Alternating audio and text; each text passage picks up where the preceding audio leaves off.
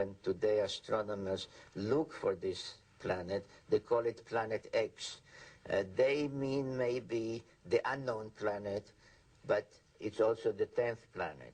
They called it Nibiru, which means planet of the crossing, and the ancient symbol was the cross, not from Christian times, but from 6,000 years ago.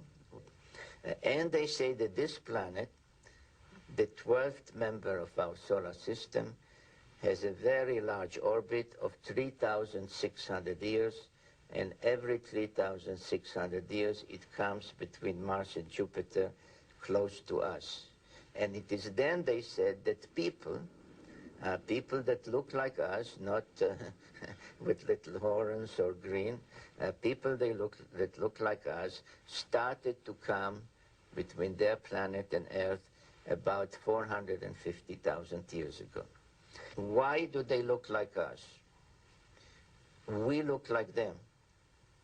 Because if you know the Bible, which is based on the Sumerian tales, at some point they engaged in genetic engineering and mixed their genes with the genes of Homo erectus. We can use various scientific terms, but let's say with early hominids, to bring about Homo sapiens, us. Well, where did all this come from? And I think that you need to turn to the ancient Sumerians themselves and listen very carefully to what they have to say, because what they have to say, not just in one place, but over and over and over again, is that they were taught civilization by these beings that came from the heavens to the earth. They called them the Anunnaki. The Sumerians wrote down their history on clay tablets like these, which lay ignored in a Berlin museum for half a century. Few people have been able to decipher this ancient language, but one of them is Zechariah Sitchin. The writings and the pictorial evidence left behind by the Sumerians going back 6,000 years speak and depict people who came from another planet called Nibiru, and many of the depictions show them much bigger, at least by a third, perhaps more than the average human being, so they were giants. This Sumerian cylinder seal from a Berlin museum is astonishing for several reasons.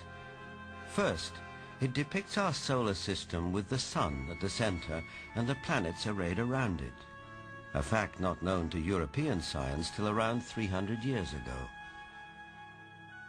It also shows the planet Pluto, which we didn't discover till 1930.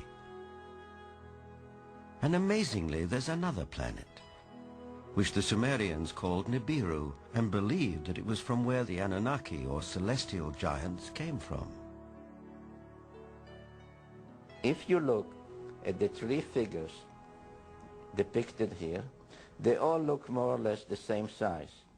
But if you bear in mind that this figure of the deity, that he is seated, and you add from the knee to the hip to his size, you will realize that he is about 10 feet tall, a giant, one of those who from heaven to earth came. Looking for signs of extraterrestrial life, astronomers have searched deeper and deeper into the universe. But all along, maybe they should have been looking closer to home. For it's in our own solar system that a mysterious object has recently been detected, near where the Sumerians placed their planet Nibiru, home of the Anunnaki.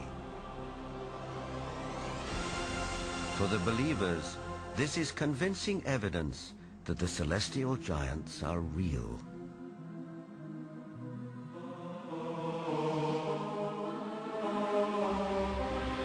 The ancient Sumerian text, just in a very broad overview, basically tell us that more than 400,000 years ago, that these Anunnaki came from space and landed on the earth in the Tigris-Euphrates Valley. They began to set up a colony that they called Eden. According to Genesis, Eden, or Eden, is where Adam was created from dust and Eve from one of his ribs. Others, however, have a more high-tech version of how human life began. In time, needing manpower, needing workers, jumped the gun on evolution using genetic engineering. And they produced a hybrid which eventually became Cro-Magnon or modern man. Legend has it that when the Anunnaki came back after several thousand years to see how their genetic handiwork had turned out, they found the Earth females irresistibly attractive. It starts in the Bible. There you can read, in the beginning at Moses, when the sons of the gods saw that the daughter of man were beauty, they took them to wife. Later, out of the body's womb, giants came. So destructive were these titans that the Anunnaki who fathered them decided to destroy them. The apocryphal book of Baruch even tells us how many giants were wiped out. The book of Baruch says, "Then the Lord created the great flood, destroyed all life, which then was on earth, including the 490,000 giants." 50,000 years ago, an advanced race of beings came to Earth. They established a civilization here that became known as Atlantis. Modern humans inherited everything from these alien visitors, according to Sumerian. In fact, we are them. They interfered with the indigenous population of this planet. And when I say interfere, I mean genetically, biologically. Alien blood. The idea blows a hole through mainstream theories of human evolution. In northern Kenya, they have found a boy, the skeleton of what is believed to be one of our oldest ancestors. By using carbon dating on that skeleton and others, scientists have formed a consensus about when the first humanoids evolved. But something extraordinary happened 30,000 years ago. After millions of years of slow evolution, humans began a rapid advance from cave painters to sophisticated pyramid builders. You don't have pyramids, and you don't have basket weaving, and you don't have metallurgy, and you don't have all of these anomalies just popping out of the blue. We have whole mathematical concepts with no antecedent, stages, which we know must have existed. This knowledge could only come from alien visitors, says Sumerian. And it was bestowed upon the citizens of Atlantis, transforming the island into the intellectual beacon of the pre-ancient world. It's bigger than Rome, it's bigger than Egypt, it's bigger than Greece. Atlantis is bigger even than our own cyber age, actually. Because the further we get away from it in time, there it looms on the road ahead of us again.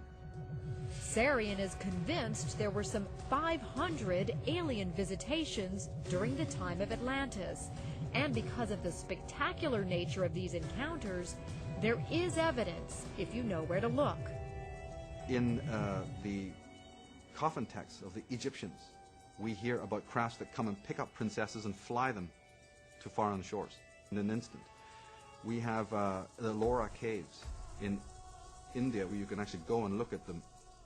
These wall reliefs where it literally shows you crafts with little people inside them, the gods, above the tree line, and all the heads of the people are looking up. I am definitely sure that we have been visited several times in antiquity by extraterrestrials. It's been 40 years since Eric von Daniken first wrote about ancient astronauts in his book Chariots of the Gods. Since that time, authors like Zechariah Sitchin have gone to the far ends of the earth looking for clues, painstakingly piecing together enough fragmentary evidence to build a new theory of human evolution.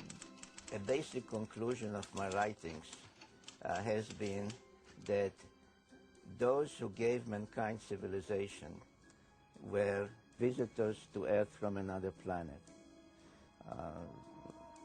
If I say extraterrestrials, it's a dirty word. but that's what they were. This is called a Sitchin is one of the few people on Earth able to read 6,000-year-old Sumerian texts. These writings, according to Sitchin, contain unmistakable clues to ancient intergalactic space travel. And in order to come and go between them, their planet and our planet, they needed a space facility. The space facility was in a place in Mesopotamia, in today's Iraq. The mission control center was at a place called Nibiru, and the actual spaceport was in a place called Sipar, which can be translated as Bird City. Many of them were depicted as birdmen with wings.